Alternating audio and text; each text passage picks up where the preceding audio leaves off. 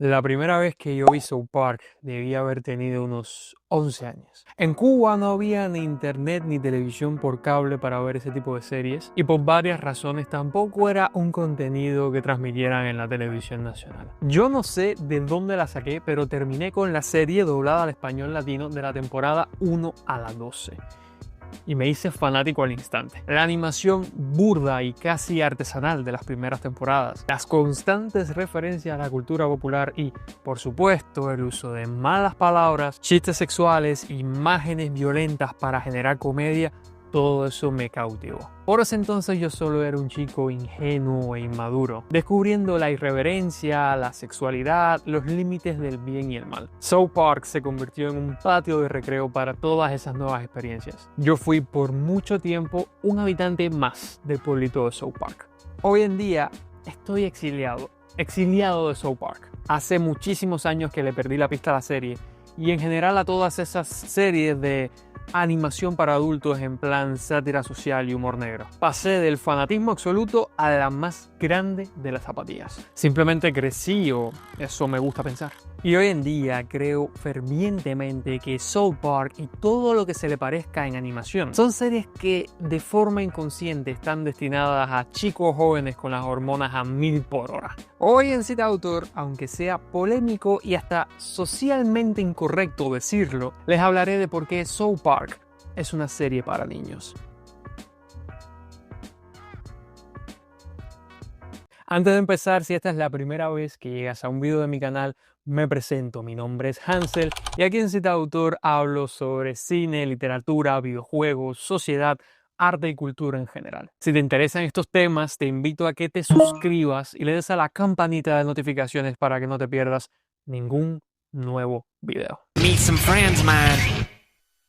Yo descubrí South Park con 11 años, pero a la animación para adultos la descubrí mucho tiempo antes. Tengo un recuerdo de mi infancia súper borroso de una noche en la que mi papá y yo nos quedamos en una habitación del Hotel Plaza en mi ciudad de Camagüey, en Cuba. Una cosa que tenían los hoteles por aquella época es que al estar pensados para personas extranjeras, pues tenían en la televisión canales extranjeros. Y esa noche vi un episodio de Pollo Robot, una serie de animación en stop motion que, a diferencia de otras donde se intenta, digamos, contar una historia, Pollo Robot son solo varios sketches cortos de situaciones random sin ninguna relación entre sí, cada uno más raro, extravagante y loco que el anterior. Muchos años después yo encontraría la primera temporada de Pollo Robot y volvería a ver ese sketch que recuerdo de niño, uno donde Walt Disney, el dibujante, se escondía en el parque Disney de Orlando para comer niños cubanos, hasta que un día vio Elian, un niño cubano que fue tendencia en los años 2000 en todo el mundo por temas de inmigración, y pues Walt Disney decide que se lo tiene que comer y por eso tiene que irse a Cuba. Para hacerle la historia corta,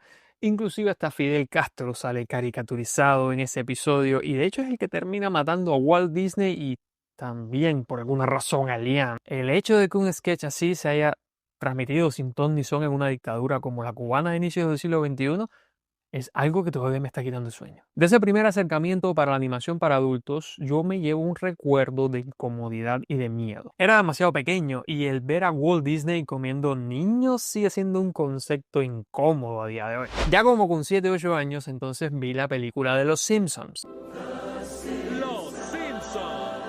La película en la gran pantalla. Es que de verdad, yo la veía una y otra vez, me aprendí los diálogos y los chistes de memoria. Y sin haber visto jamás un episodio de la serie original, me enamoré de los personajes y de las dinámicas de esa familia tan disfuncional pero tan divertida. Como dato curioso, el DVD que yo tenía de esta película era una copia pirata, una copia de cine. El audio estaba súper fatal e incluso se veía a las personas así parándose por delante de la pantalla. Y por si fuera poco, se cortaba antes del final. Literalmente la película acababa en una escena random y yo nunca pude saber si la familia de los Simpsons salió o no del domo. Si alguno de ustedes ha visto la peli, porfa déjenme los spoilers del final acá abajo en comentarios. En especial tú. En fin, después de esos dos primeros contactos iniciales con el cine de animación para adultos, llegó South Park. Y les enseñé South Park a mis amigos de la escuela, les enseñé South Park a mis padres. Literalmente, hasta mi mamá veía South Park conmigo. Muchos dirían que fue una irresponsabilidad de parte de ella permitir que un niño de 11 años viera una serie que habla de racismo, homofobia, xenofobia y se burla de todo y de todos. Pero en realidad creo que mi mamá y yo teníamos la inteligencia emocional suficiente para saber que eso era simplemente una serie irreverente que muchas veces lo que hacía era ridiculizar esos mismos elementos de racismo y xenofobia, y no creo que le preocupara que su hijo pequeño terminara idiotizado cuando después iba a leer filosofía o Cortázar o García Márquez. El equilibrio, supongo. Con South Park llegó también la búsqueda insaciable de todo lo que se le pareciera. Llegó American Dad, llegó Family Guy, llegó Brickleberry, series burdas, sucias, de humor grotesco y muy negro. ¿Negro? Oh, es el peor color que existe. No te ofendas, Carl. Lo oigo todo el tiempo. De hecho, ya un poquito más grande, ya tenía como unos 14 años, empecé a notar que esas series me ponían un poco incómodo. Porque mientras que en South Park notaba ese tono sarcástico, inteligente y crítico con el que ellos tocaban los temas controversiales, veía que en las otras series esos mismos temas se usaban sin ton ni son por el mero hecho de molestar, de hacer ruido. Recuerdo que Brickleberry era demasiado gráfica ya incluso para mis estándares, o que American Dad y Family Guy muchas veces sus diálogos no tenían sentido. Me dio mucha gracia porque después South Park reforzó mi teoría cuando en un capítulo decía que los diálogos de Family Guy los escribían manatíes que escogían pelotas en una pecera con frases random escritas ahí en las pelotas. Aún así yo seguía disfrutando de todas ellas, sobre todo de South Park. Y entonces llegó la Copa de Stan. La Copa de Stan es el episodio 14 de la 10ª temporada de South Park. Y ese día yo lo vi pensando que iba a ser como otro cualquiera. Stan, uno de los 4 protagonistas de la serie, se ve obligado a convertirse en entrenador de un equipo de hockey infantil, con tal de pagar unas multas de tráfico y recuperar su bicicleta. Tiene que cumplir a regañadientes y entrenar a niños pequeños que no tienen idea de jugar al hockey y que apenas pueden mantenerse en pie con sus patines en el hielo. Por si fuera poco, uno de los niños, que se llama Nelson, tiene leucemia y en poco tiempo tiene que terminar ingresando en un hospital. Nelson le pide a Stan, al cual ve como una figura de autoridad, que por favor les ayude a ganar un solo juego, que ese es su último deseo y la manera en la que él cree que puede vencer al cáncer. A todas luces, este episodio es una parodia de las típicas películas deportivas americanas. Como era típico en la serie, todos los personajes adultos terminaban actuando como idiotas. Como por ejemplo, los padres de Nelson obligan a Stan que se responsabilice por el estado de su hijo, porque en sus propias palabras, solo soy su padre, pero usted es su coach. Es como un padre para él.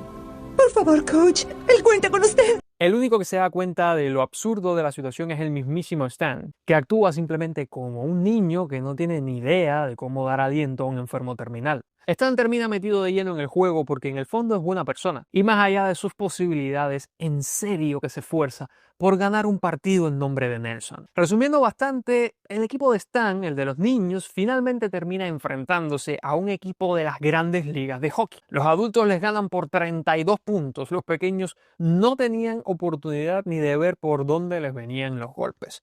Es una escena violenta, sangrienta, hasta cierto punto es ridículamente divertido ver todo el sinsentido de esos hombres ganándole a unos niñitos en el hielo, pero algo se siente mal, algo se siente incómodo. Cuando suena el fin del partido, el equipo rival, el de las grandes ligas, celebra con la canción We Are the Champions de fondo, otro cliché de las películas deportivas de secundaria americana. Mientras los niños están convalecientes en el suelo. Stan apenas puede moverse. No cree lo que le está pasando. Él no pidió nada de esto, solo quería pagar su multa y recuperar su bicicleta. Y ahora veía tirados en el suelo los sueños de todos esos niños. Uno de ellos le dice que lo odia. Y mientras tanto, en el hospital, Nelson dice que ya no le quedan esperanzas y muere después de ver el partido por televisión. Yo vi este episodio de nuevo hace poco para hacer este video. Lo vi sabiendo qué esperar y pues...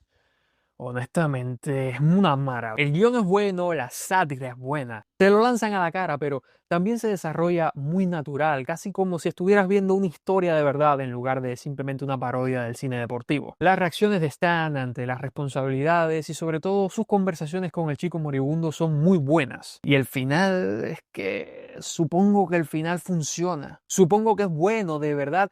logra transmitir esa sensación de derrota, de pérdida de esperanza, refleja todo ese sinsentido que hemos vivido durante 20 minutos. Pero es que el final me sigue rompiendo. Y eso es ahora, en el 2025. Hace 8 años, cuando lo vi por primera vez, algo en mí se apagó ese día. No les miento si les digo que cuando se acabó el episodio yo creí que aquello era un cliffhanger, que después la historia iba a continuar, que algo le iba a pasar a Stan, que hablarían de Nelson en el próximo episodio. No sé, cualquier cosa, porque yo pensé que una ruptura tan grande para el personaje a niveles tan emocionales no podía quedar solo como el punch de un chiste negro muy largo y bien elaborado. Fui corriendo a poner el próximo episodio y mi triste sorpresa, se trataba ya de la próxima temporada. Aún así, no perdí la esperanza, empecé a verlo y pues era obvio, una historia nueva, nuevos chistes, nuevos personajes. Del pasado no se iba a hablar. Seamos honestos, habían pasado cosas más perturbadoras antes en South Park, cosas catastróficas incluso a niveles globales, y en el próximo episodio siempre había borrón y cuenta nueva. ¿Qué cambiaba un niño con leucemia y un tonto juego de hockey? Pues para mí lo cambió todo. Las próximas temporadas de South Park yo las empecé a ver con un pesimismo horrible. Me sacaron alguna sonrisa esporádica, pero nunca volví a hacer lo mismo. No aguanté más Brickleberry, no quise perder más mi tiempo con American Dad. Intenté con Rick and Morty porque todo el mundo me decía que era súper inteligente, que era súper divertida y no pasé del capítulo 3. Intenté Desencanto porque parecía más entregada a la historia y no tanto al sketch, y después de 2 temporadas ahí me quedé. Intenté Big Mouth, pero me iba a ver una serie sobre adolescencia y cambios hormonales cuando ya yo tenía casi 20 años. Y las situaciones que le daban risa pues a un puber, a un muchacho, a mí solo me daban vergüenza ajena. Rompí con el humor para adultos, rompí con la animación para adultos. Y sé que de camino me negué a BoJack Horseman, que todo el mundo lo tiene pues en un pedestal. Por el camino me habré perdido algunas buenas temporadas de South Park, algún episodio súper loco de Rick and Morty, pero no regresé. No regresé hasta ahora para hacer este video. Y ahora veo las primeras temporadas de South Park demasiado infantiles. Demasiado chiste de pedo, pis, sexo. La esencia está ahí, el chiste inteligente y la crítica social. Pero faltarían varias temporadas para pulir la forma. Y yo no quiero volver a pasar por ese crecimiento. La Copa de Stan, específicamente, es un episodio excelente, eso ya se los dije. Yo me reí, en serio me reí, aunque vaya al infierno por reírme con cosas como esta. Pero sigo viendo cuán disruptivo era ese final, cuán duro pega, y creo que yo era demasiado joven en ese entonces para recibir ese tipo de golpes. O quizás era que yo amaba demasiado a esos personajes entonces, y ver hoy en día Stan en esas situaciones pues me parece un chiste porque no empatizo tanto con él. Supongo que hacerme reír apuntándome con un arma de cruda realidad a la cara ya no funciona para mí. Ahogado como estoy en la realidad adulta y empatizando con tantas cosmovisiones, tantas maneras de ver la vida, me es difícil no tachar de facilista el humor de la animación para adultos. Por supuestísimo que es divertido reírnos de celebridades, criticar gobiernos. Claro que la violencia gráfica con toque satírico puede dar risa, lo viene haciendo desde Tom y Jerry. Claro que las vivencias de adolescentes de Big Mouth nos hacen reír, pero es que, bro, cualquier vivencia de adolescente nos hace reír. El guión de Big Mouth lo podemos escribir cualquiera de nosotros contando nuestras vivencias y la de nuestros amigos cuando tendríamos 14 años. Por eso yo creo, y ojito con esto, yo creo que lo realmente difícil es intentar ser maduro en una historia que no está precisamente enfocada en el público adulto. Hace mucho tiempo que admiro lo difícil que es contar una historia adulta en una serie para niños. Más allá del jardín se convirtió enseguida en top 10 de mis series favoritas de la historia. Admiro cómo se balancea entre una fábula de horror y un sencillo cuento infantil con una maestría casi artesanal. Es una miniserie que atrapa desde el inicio y no te suelta.